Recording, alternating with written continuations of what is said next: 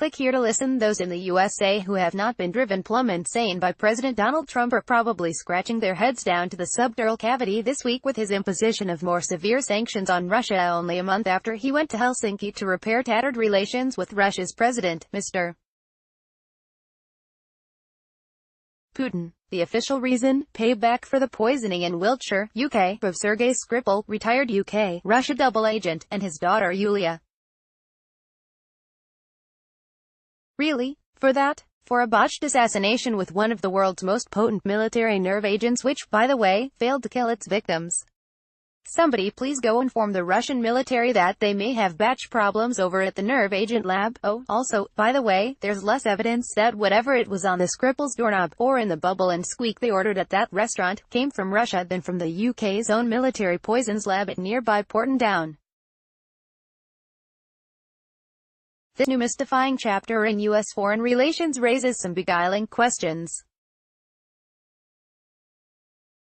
For instance, why exactly do we give a fuck about a Russian spy who sold out to the UK at the same moment in history that we, that is, the American public and their news media, hardly heaved a sigh over the joint US-Saudi bombing of a school bus in Yemen that killed 43 people, mostly children, this week?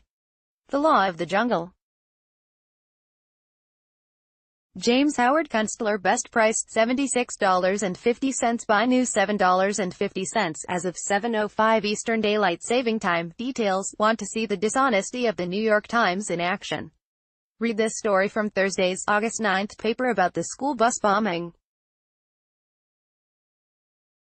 The lead says, an airstrike from the Saudi-led coalition struck a school bus in northern Yemen on Thursday and killed dozens of people, many of them children. Got that? A coalition, guess what?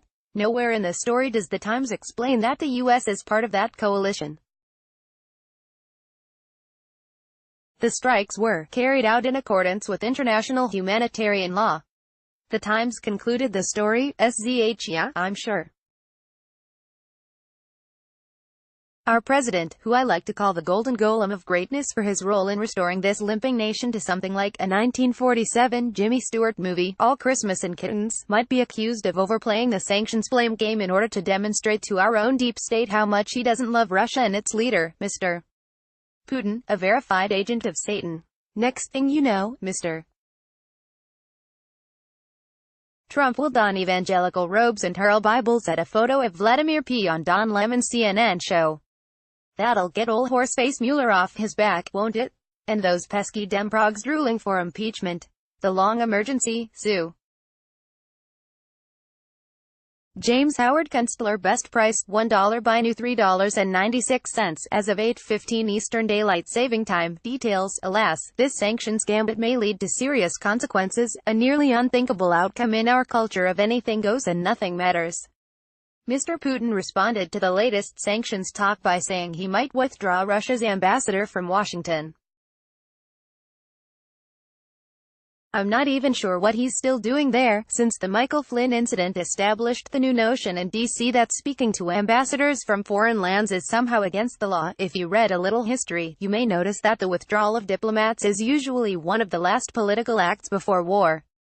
We need a war with Russia, right? Well, it's possible that the deep state's factotums want one, since they've been hollering about the wickedness of Russia at a deafening pitch for 2 years now.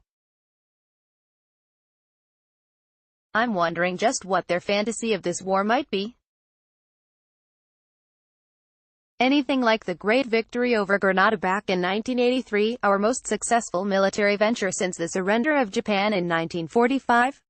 Codenamed Operation Urgent Fury, this campaign against one of the Caribbean's most dangerous nations took only 4 days to wrap up, and notice, we haven't had any trouble from them Grenadian bastards ever since.